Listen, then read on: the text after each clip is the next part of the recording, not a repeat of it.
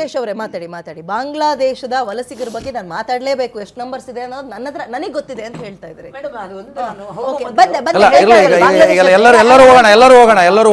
ಎಲ್ಲರೂ ಹೋಗೋಣ. ಇಲ್ಲಿ ಸಮರ್ಸ್ಕೊಳ್ಳುವಂಥ ಅವಶ್ಯಕತೆ ಇಲ್ಲ.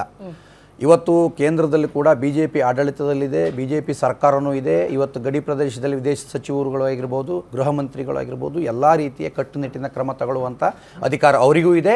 ರಾಜ್ಯ ಸರ್ಕಾರದಲ್ಲೂ ಕೂಡ ಯಥಾಸ್ಥಿತಿ ಕೇಂದ್ರದಲ್ಲಿ ಹೇಗಿದೆ ಅದೇ ರೀತಿ ಸರ್ಕಾರ ಕಾಂಗ್ರೆಸ್ದಲ್ಲಿ ಯಾರದೇ ಇರೋದು, ಇದು ದೇಶದ ಸಂವಿಧಾನದಲ್ಲಿರುವಂಥದ್ದು ಇದೆ. ಬಾಂಗ್ಲಾದೇಶದ ವಿಚಾರದಾಗಲಿ ಅಕ್ರಮ ಮುಸ್ಲಿಮ್ಸರ ವಿಚಾರದ ಕುಮಾರಸ್ವಾಮಿ ಅವರು ಅಧಿವೇಶನದಲ್ಲಿ ಹೇಳಿದಂಥದ್ದು ನಾನು ಹೇಳ್ತೀನಿ ಬೇಕಾರೆ. 12 ಲಕ್ಷ ಜನಸಂಖ್ಯೆ ಈಗ ಆಲ್ರೆಡಿ ಕರ್ನಾಟಕದಲ್ಲಿ ಇದೆ ಅಂತ ಕುಮಾರಸ್ವಾಮಿ ಅವರು ಹೇಳಿದ್ರು.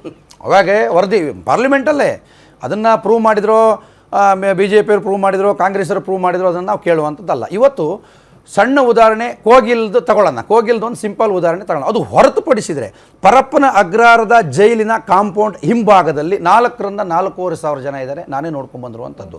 ಎಲೆಕ್ಟ್ರಾನ್ ಸಿಟಿಯಲ್ಲಿ Bangla hotel, Bangla ticket counters ಇದೆ.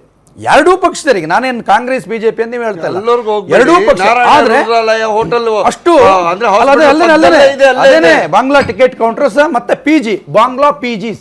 ಯಾರು ಆ ಆಸ್ಪತ್ರೆಯಲ್ಲಿ ಬಾಂಗ್ಲಾದವರು ಅಥವಾ ಬರ್ತಾರೋ ಅವರಿಗೆ ಅಲ್ಲಿ PG ವಸತಿ.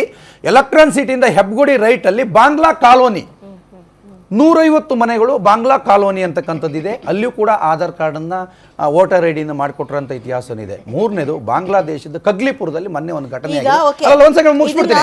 ಕಗ್ಲಿಪುರದಲ್ಲಿ ತಗೊಂಡ್ಬರ್ತೀನಿ. ಕಗ್ಲಿಪುರದಲ್ಲಿ ಒಂದು ಕಳ್ತನ ಕೇಸ್ ಆಗುತ್ತೆ. ನಾವು ಅದನ್ನು ಆ ಇನ್ಸ್ಪೆಕ್ಟ್ರು ನಮ್ಮನ್ನು ನಿರಂತರವಾಗಿ ಅಲ್ಲಿ ಹೋರಾಟ ಮಾಡೋ ನಮ್ಮನ್ನು ಟಾರ್ಗೆಟ್ ಮಾಡ್ತಾ ಇದ್ದ. ಆದರೆ ನಾವು ಒಂದು ಕೇಸ್ ಹಾಕಿದ್ವಿ, ಈ ಕಳ್ಳನ ಬಗ್ಗೆ ನೀವು ಯಾಕೆ ಅರೆಸ್ಟ್ ಮಾಡಲಿಲ್ಲ, ಯಾಕೆ ಇದು ಮಾಡಿಲ್ಲ ಅಂತೇಳಿ ಒಂದು PCR ಮುಖಾಂತರ FIR ಮಾಡಿಸಿದಾಗ ಆ ಕಳ್ಳನ ಹುಡ್ಕೊಂಡು ಹೋದಾಗ ಅಲ್ಲಿಂದ ಉದ್ಭವ ಆಗಿರುವಂಥದ್ದು ಬಾಂಗ್ಲಾದೇಶ ಹೊರತುಪಡಿಸಿ ಇವತ್ತಿನವರೆಗೂ BJP ಅವರು ಮೊನ್ನೆ ಹೋರಾಟ ಮಾಡಿದ್ರಲ್ಲ, ಎದುರಿಗಿದಾರ ನಾನು ಹೇಳೋದಂತಲ್ಲ, ನೇರವಾಗಿ ಹೇಳ್ತೀನಿ, ಇವ್ರದ್ದು ಯಾವುದೇ ರೀತಿಯ ಪಾತ್ರ ಇಲ್ಲ. ಆ ರೀತಿ ಪಾತ್ರ ಇದ್ದಿದ್ರೆ ಮೊನ್ನೆ ಬಾಂಗ್ಲಾದವ್ರನ್ನ ಹಿಡಿದು ಒಪ್ಪಿಸಿದ್ರು ಯಾವುದರಲ್ಲಿ ಬಂದರಘಟ್ಟ ಪೊಲೀಸ್ ಸ್ಟೇಷನಲ್ಲಿ, ಮತ್ತೆ ಯಾಕೆ ಅರೆಸ್ಟ್ ಮಾಡಿದ್ರು? ಹಾಗಾಗಿ ಕೇಂದ್ರದ ಪಾತ್ರ ಕೇಂದ್ರದ ಪಾತ್ರ ಎಷ್ಟು ದೊಡ್ಡದಿದೆಯೋ ಕರ್ನಾಟಕದವ್ರದ್ದು ಕೂಡ ಅಷ್ಟೇ ಪಾತ್ರ ಆಗಬೇಕು. ಕೇವಲವಾಗಿ ನಾನು ಹೇಳ್ತೀನಿ, ಒಂದಕ್ಕಂತಲ್ಲ, ಇಲ್ಲಿಗೆ ಬಂದ ತಕ್ಷಣ ಯಾವುದೋ ಒಂದು ಕೇಸ್ ಮಾಡ್ತಾರೆ ಅವರು, ರಾಬ್ರಿ ಕೇಸೋ ಕಳ್ತನ ಕೇಸೋ ಮಾಡ್ತಾರೆ. ಅದು ಮುಗಿಯಲ್ಲವರೆಗೂ ಇಲ್ಲೇ ಇರ್ತಾರೆ. ಕಾನೂನು ಹೇಳುತ್ತೆ ಇಲ್ಲಿ ಕೇಸ್ ಇದೆ, ಅವ್ರು ಹೇಳ್ತಾರೆ ಅಲ್ಲಿ ಕೇಸ್ ಇದೆ, ಇಲ್ಲಿ ಬಿಟ್ಕೊಳ್ಳಲ್ಲ. ಪೊಲೀಸ್ ಅಧಿಕಾರಿಗಳು ಏನ್ ಮಾಡಬೇಕು? ರಾಜಕೀಯ ಇಂಟರ್ಫೈ ಆಗಬಾರ್ದು. ಮತ್ತೆ ಇನ್ನೊಂದು 1,36,000 ಮನೆಗಳು ಕೊಡಬೇಕಂತದ್ದು ಸರ್ಕಾರದಿಂದ ಪೆಂಡಿಂಗ್ ಇದೆ. ಅದರಲ್ಲಿ 1,36,000 ಮನೆಗಳಿಗೆ ಅರ್ಜಿ ಇದೆ. ಆದ್ರೆ ಕಾನೂನಿನ ನಿಯಮ ಪ್ರಕಾರ ಇಂದಿರಾ ಗಾಂಧಿ ಆಗಿ ರಾಜೀವ್ ಗಾಂಧಿ ನಿಯಮದಲ್ಲಿ ಹಿಂದೆಯಿಂದ ಯಾರು ಅರ್ಜಿ ಕೊಟ್ಟಿದ್ರು ಅವರಿಗಿಂತ ಕೊಟ್ಕೊಂಡ್ ಬರಬೇಕು ಹೊರತು ನೇರವಾಗಿ ಇಲ್ಲಿ ತೊಂದರೆ ಆಗಿದೆ ಅಂತೇಳಿ ಅವರಿಗೆ ಮನೆ ಕೊಡುವಂತ ರೈಟ್ಸ್ ಇಲ್ಲ ಅಂತಕ್ಕಂಥ ವರದಿನೂ ಕೂಡ ಇದೆ.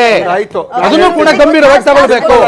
ಇದಕ್ಕೆ ನಾನು ಅನುಗುಣವಾಗಿ ಹೇಳೋದು, ಈಗ ಬಾಂಗ್ಲಾ ಇದ್ರೆ ನಮ್ಮ ಹತ್ರ ಬರೀ 25 ಮನೆಗೆ ನಾವು ಸೀಮಿತ ಯಾಕೆಗೊಳಿಸಿದ್ವಿ ಅಂದ್ರೆ 250 ಮನೆ ಕೊಡ್ಬೇಕಂತ ಇದ್ದವರು ನಮ್ಮ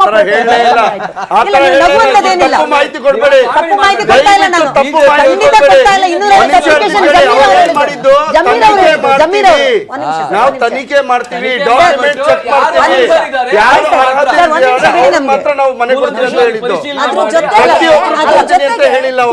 ಮನೆಗೆ ಅರ್ಜಿ ಹಾಕಿದ್ರಲ್ಲ ಅವ್ರಿಗೂ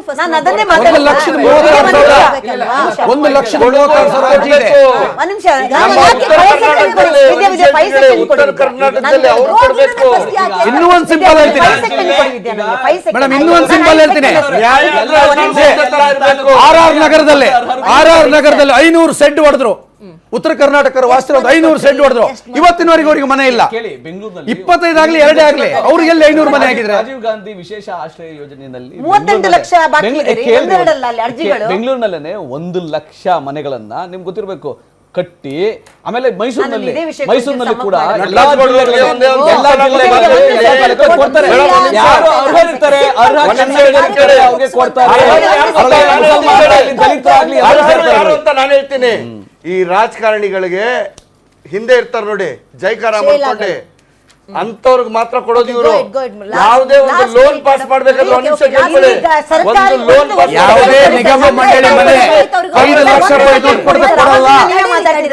ಕೊಡಲ್ಲ, 5 ಲಕ್ಷ ಕೊಡಲ್ಲ. ನೌಕರರಿಗೆ ಪ್ರೆಷರ್ ಎಷ್ಟು ಕೊಡ್ತಾರೆ ಅಂತ ಹೇಳಿದ್ರೆ, ಈ ಸರ್ಕಾರ ಬಂದ ಮೇಲೆ 18 ಜನ ಸುಸೈಡ್ ಮಾಡ್ಕೊಂಡ್ರು. ಒಂದು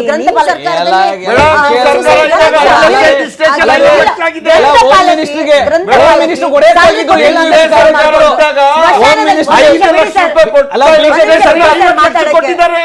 ನಿಮ್ ಸರ್ಕಾರದಲ್ಲಿ ಮಿನಿಸ್ಟರ್ಗಳ ಹೆಸರು ಇವಾಗ ಮೊನ್ನೆ ಅಬಕಾರಿ ಇಲಾಖೆಯಲ್ಲಿ ಏನಾಯ್ತು? ಅಬಕಾರಿ ಇಲಾಖೆಯಲ್ಲಿ ಏನಾಯ್ತು? ನಿಮ್ ಏನ್ ಮಾಡಿದ್ರಿ? ಆಗಿತ್ತೆ ಈಗ ನಿಮ್ಮದೇ ಸರ್ಕಾರ ಮುಖ್ಯಮಂತ್ರಿ ಹೋಮ್ ಮಿನಿಸ್ಟರ್ ಇದ್ದಾಗ ಹುಬ್ಬಳ್ಳಿಯಲ್ಲಿ ಪೊಲೀಸ್ ಇನ್ಸ್ಪೆಕ್ಟರ್ ಜೀಪ್ ಮೇಲೆ ಫೈರ್ ಮಾಡಿದ್ರು. ಅವತ್ತು ಸರ್ಕಾರ ಕಾಂಗ್ರೆಸ್ ನಿಮ್ಮ ಸರ್ಕಾರ ಗೃಹ ಮಂತ್ರಿ ಕೆಜಿಹಳ್ಳಿ ಬೆಂಕಿ ಹಿಡಿದ ನಡ್ಕೊಂಡು ಹೋದ್ರೆ 5 ನಿಮಿಷ ಓಕೆ ಸುರೇಶ್ ಅವರೇ ಟೈಮ್ ಅಪ್ ತಡೀರಿ ಥ್ಯಾಂಕ್ ಯು ಸೋ ಮಚ್ ನೋಡ್ತಾ ಇದ್ದಾರೆ ನ್ಯೂಸ್ ಸುದ್ದಿ ಖಚಿತವಾಗಿ ಥ್ಯಾಂಕ್ ಯು ಜೊಳ್ಳು